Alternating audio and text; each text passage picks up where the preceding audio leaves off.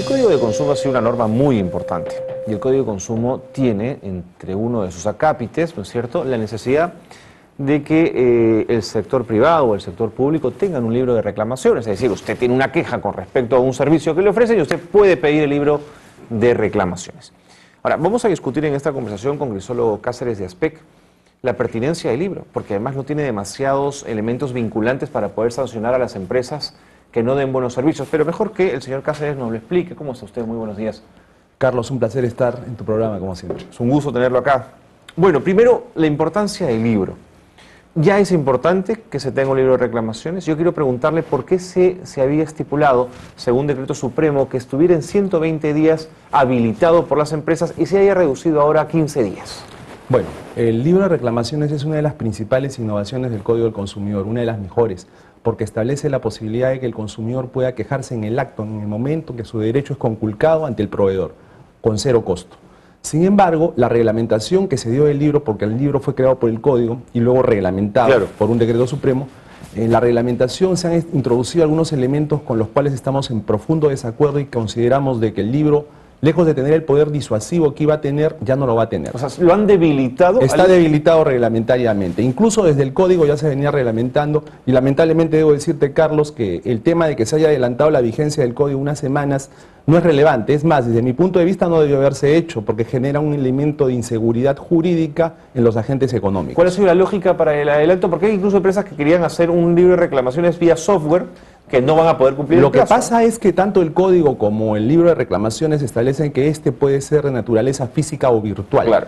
De naturaleza física sería una cosa como esta, ¿no? Una cosa como esta en la cual iban a haber hojas autocopiativas, tres enumeradas, una para el consumidor, una para el proveedor, una para el proveedor y la tercera tendría que haber sido remitida obligatoriamente al Indecopi. Lamentablemente esto ya no es así, sino que lo que pasa es que el libro ya no se remite obligatoriamente al Indecopi, sino cuando el Indecopi lo pida o cuando el Indecopi pase por allí en la tarea de fiscalización y diga, a ver, entrégueme el libro. O sea que entonces, si no el reclamo puede quedar en el... Queda guardado el reclamo, ahí, lo mismo que antes. O sea, el libro de reclamaciones no tiene ningún sentido, pues. O sea, el libro de reclamaciones se convierte en un librito más de quejas. Entonces, por eso decimos que el libro, con esta reglamentación, realmente le han quitado todo poder disuasivo. Antes, el empresario iba a tener mucho cuidado de que el consumidor no se queje porque decía, mi queja, la copia del Indecopi vas a remitir al Indecopi obligatoriamente. Ahora no, pues, ahora el Indecopi cuando quiere lo pide. Imagínate los millones de negocios que hay en el Perú y que el Indecopi va a decir, a ver, a ti te lo pido, a ti no te lo pido. Entonces, al no existir la obligatoriedad de que el libro de reclamaciones sea obligatoriamente, repito, remitido al Indecopi, a la autoridad, ya no sirve. Puede ser, señor Cáceres, que la lógica sea que al quedarse una copia de la triplicada que usted nos ha enseñado, el consumidor afectado sea él quien vaya a llegar a la denuncia y entonces Indecopi actúa de esa manera? Claro, pero ahí vamos. Imagínate tú ese supuesto. Era precisamente lo que se quería evitar, trasladarle costos al consumidor. Para un consumidor que vive en una zona alejada de nuestras ciudades, desplazarse hasta las sedes de Indecopi ya tiene un costo, tanto en tiempo como en dinero. Para muchas personas perder medio día en hacer este viaje desde el Agustino, por ejemplo, o desde San Juan del Lurigancho hasta el Indecopi puede no ser importante, pero hay otras para las que sí. Es un tema. Y el otro tema es el tema virtual. Lamentablemente se llegó a introducir en el código el tema de que el libro podía ser físico y virtual. Pero no todos sabemos manejar computadoras para hacer una queja virtual. No todos tenemos acceso a Internet. Y entonces esto se ha solucionado en el reglamento diciendo que las empresas que opten por el libro virtual van a tener que habilitar una computadora y poner una persona que atienda a las personas que no saben utilizar software. Entonces, ¿qué va a pasar? Que un consumidor común va a ir a la computadora y cuando quiera digitar le van a decir, ¿sabes qué? El sistema se cayó. O si no, el consumidor que no sabe va a decir, ¿dónde está la persona que me va a ayudar a digitar? Ha salido. O si no, le va a decir la persona que le va a digitar, imagínate, Carlos, que tú te quieres quejar y quien va a tipear tu queja es la empresa a la cual tú quieres quejar. O sea, imagínate la discusión que va a haber entre el consumidor y el proveedor sobre palabras más, palabras menos. O imagínate este otro ejemplo. Imagínate una tienda como una de estas tiendas por departamentos un domingo por la tarde a las 5 de la tarde y que la empresa ha habilitado su libro virtual y ha puesto una computadora. Imagínate 40 personas haciendo cola frente a una computadora para insertar la queja porque el libro de reclamaciones es virtual. En resumen, ¿qué les quiero decir? Muy práctico no suena, ¿no? No suena para... En resumen, lo que les quiero decir es que lo ideal del libro de reclamaciones tal como funciona en otros países, y yo reto a mis amigos de Indecopi o a quien quiera a debatir conmigo sobre el tema del libro de reclamaciones, los reto, ¿no? Para que me digan que así como está reglamentado funciona.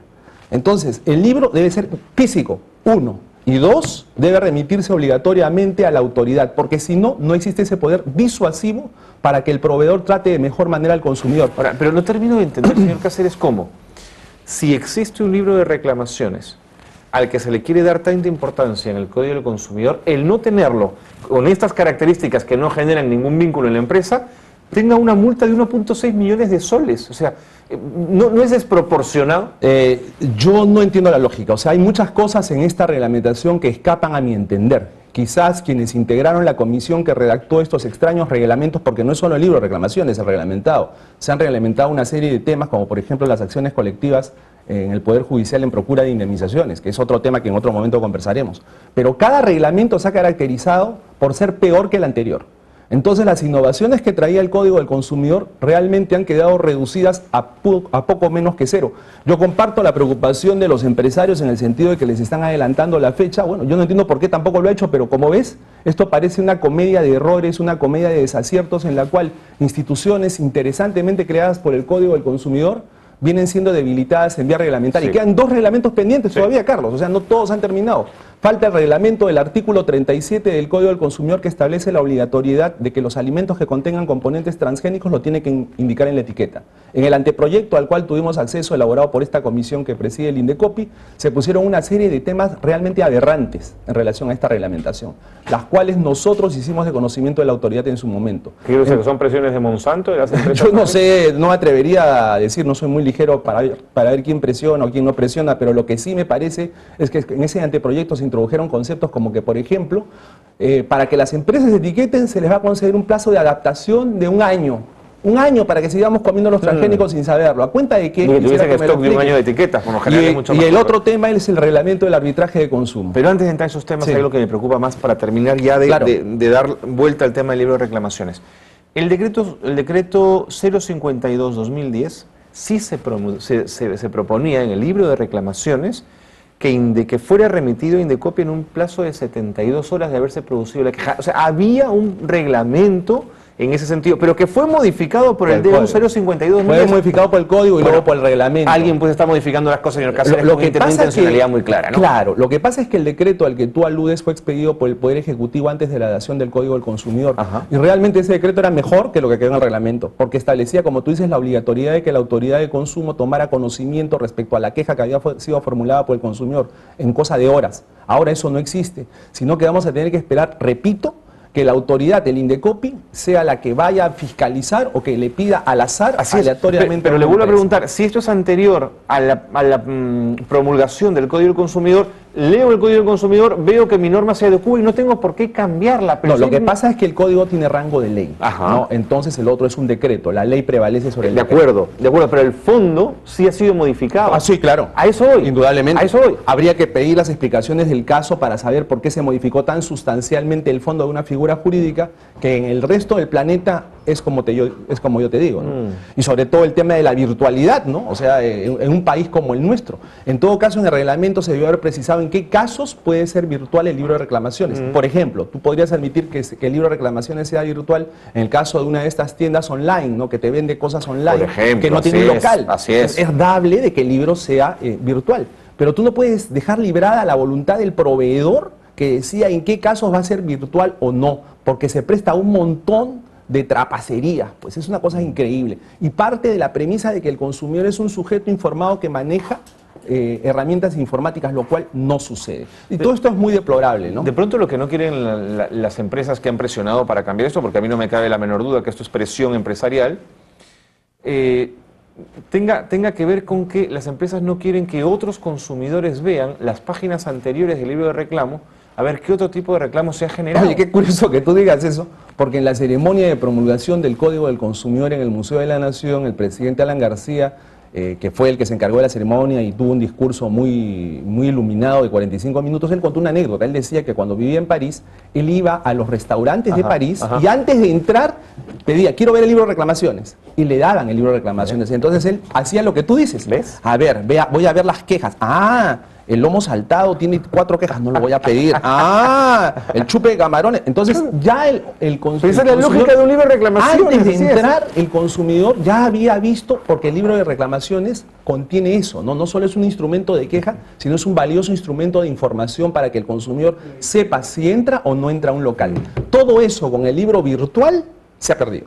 Señor Cáceres, para terminar, para quienes nos están escuchando, ¿quiénes están empeñados en que detrás del Código del Consumidor hayan reglamentos endebles, bobos, poco prácticos para el consumidor? Pero con nombre propio, ¿quiénes son los que están detrás de eso? No sé con nombre propio, pero sí te digo las instituciones. Se creó una comisión multisectorial o un grupo de trabajo encargado de elaborar todos estos reglamentos, que estaba integrada por el Indecopi, la Presidencia del Consejo de Ministros, el Ministerio de Justicia y el Ministerio de Economía. Todos estos señores trabajaron y generaron estos reglamentos, como tú dices, bobos, ¿no? Y luego de que los generaron, nos los remitieron para que opináramos, las asociaciones de consumidores, los empresarios, etcétera, y luego convocaron audiencias públicas. O sea, los remitieron y hubo audiencias. Pero al final, en el texto que quedó, ninguna de las observaciones, ninguno de los aportes que formulamos fueron tomados en cuenta. Un consenso, uno se siente burlado, o sea, claro, como para la foto, ¿no? Claro. Como para la foto. Un gran Miren, montaje, digamos. claro, miren, acá está, hay audiencia, ya hay.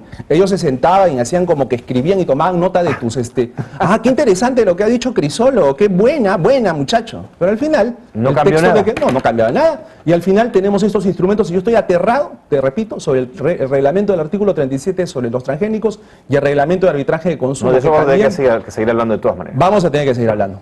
Muchas gracias por haber estado con nosotros. Un placer, Carlos. Muy bien, nos vamos.